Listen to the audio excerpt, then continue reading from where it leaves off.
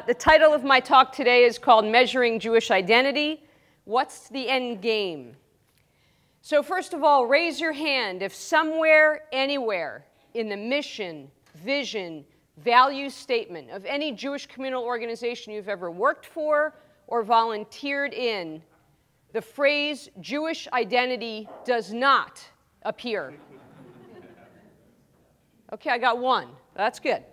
Face it, everyone is talking about Jewish identity. We are, each in our own ways, trying to cultivate it, transmit it, enhance it, ensure it, and yes, measure it, whether scientifically or anecdotally. It's the thing that everyone is after, and we want to know if we're having any success. This brings us, of course, to the question of measurement. What kinds of things are we, or should we be measuring that would tell us, that would be evidence for helping us understand the extent of our success in building, enhancing, transmitting this thing we call Jewish identity? And here's where our story begins. Once upon a time, Jewish identity used to lie in the purview of demographers and was pretty easy to measure. Back in the 1950s, when the early identity studies were conducted, identity was about religion and ritual. If you scored high on the ritual package, lighting Shabbat candles, attending a Pesach Seder, etc., you scored high on Jewish identity, period. Indeed, this was the prevailing situation for quite some time, arguably through the late 1980s. This is what we call the "how Jewish are you" paradigm of Jewish identity measurement. The focus is on what and how much you know, and what and how much you do, measured against some normed, static external criteria.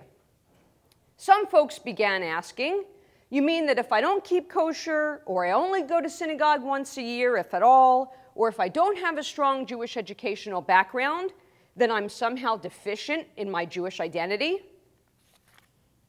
And indeed, according to the 1990 NJPS, revolutionary in many ways, according to some, gave the community new protocols for looking at the question of Jewish identity. For the first time, we asked the question on the NJPS as follows: what do you mean when you say that you are Jewish? Granted, respondents were only given 4 choices: nationality, ethnicity, culture, and religion. But importantly, some 70% chose I am Jewish by culture.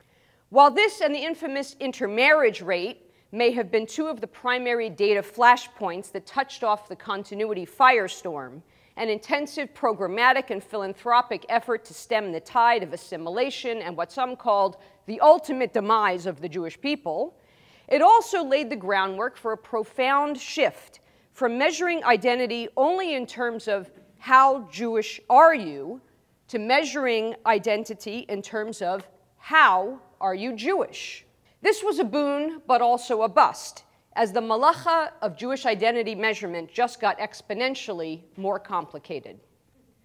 Sprouting up alongside the continuity commissions of the 1990s and their ambitious programs of work was a little cottage industry, that is, called program evaluation. For arguably the first time, the measurement of Jewish identity no longer lay solely in the hands of the demographers and the sociologists of North American Jewry. Jewish identity and how to measure it became tied to the goals, perhaps even the grandiose promises, of the investors in and purveyors of those programs and initiatives heralded by the continuity commissions to stem the rising tide of intermarriage, disaffection, the underengaged, even the cultural Jew, some would argue. And as such, program evaluators quietly began trickling onto the scene to help us answer, to measure the burning question: are we achieving our goal of cultivating, enhancing, transmitting something called Jewish identity, the presumed guarantor of Jewish continuity? But our story doesn't end here. Well, I will leave it to you to debate the success or lack thereof of the continuity movement. The turn of the century, well, the Gregorian one anyway, gave rise to what we have all come to now call the Jewish social entrepreneur or DIY movement. perhaps what some cynics believe to be our community's most recent attempt to stem the tide of assimilation, disaffection, underengagement, intermarriage, what have you, or what some champions believe to be our community's incredibly healthy response to the exigent and emergent realities of a vibrant, diverse, inclusive, multicultural, complex, multifaceted, you name it, Jewish community. And you guessed it, enter stage left, our third paradigm for thinking about and measuring Jewish identity. How relevant, salient, meaningful is your Jewish, however you define it, to you? If the degree of difficulty and perhaps level of contestation around measuring Jewish identity had increased with the introduction of paradigm 2, how are you Jewish, to paradigm 1, how Jewish are you, it arguably crept even higher with the introduction of paradigm 3, how relevant, salient, meaningful is your Jewish to you. And this is pretty much where I've spent the last 20 years of my professional career. But the story doesn't end here either. Coincident with these recent developments, we have seen the increasing emphasis on something called philanthropic ROI, return on investment. We invest in Jewish identity. It is one of our biggest commodities. Whether you're a pulpit rabbi, a Jewish studies professor, a Jewish communal service worker, a Jewish educator, a Jewish foundation professional, I'm sorry if I left any of you out, we all believe that strong, vibrant Jewish identities are the key to our continuity, to our community flourishing and thriving. But how do we assess philanthropic ROI when the thing that we are investing in is complex to define, elusive, and now even more complicated and nuanced to measure as Jewish identity? In the business world, measuring ROI is pretty easy. You have dollars that you put into the system, and then you've created some product. It's a widget, it's a this, it's a that, whatever it is.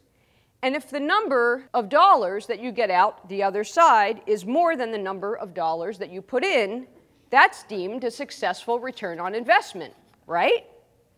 Well, guess what? Not so simple for us.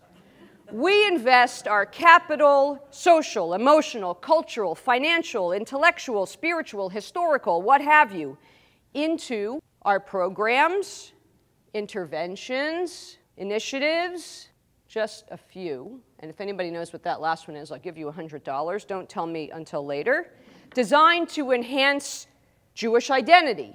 But what is our philanthropic and programmatic ROI? Happy, Jewish identity-filled Jews. I want to ask you here today to consider, what is your conception of the happy, Jewish identity-filled Jew? Which Jewish identity measurement paradigm is it being driven by? Is she the Jew of paradigm 1? Is he the Jew of paradigm 2? Or is the happy Jew of our paradigm 3, or some combination thereof? Let's face it, we have to measure, and we're going to measure, the efficacy of our Jewish identity building work. So what's the end game?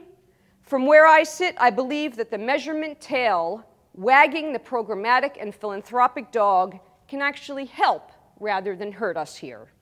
It can push us to think critically about which of these 3 paradigms are operative in our work. Ask yourself, which measurement paradigm you would choose to determine whether you're achieving the impact you seek.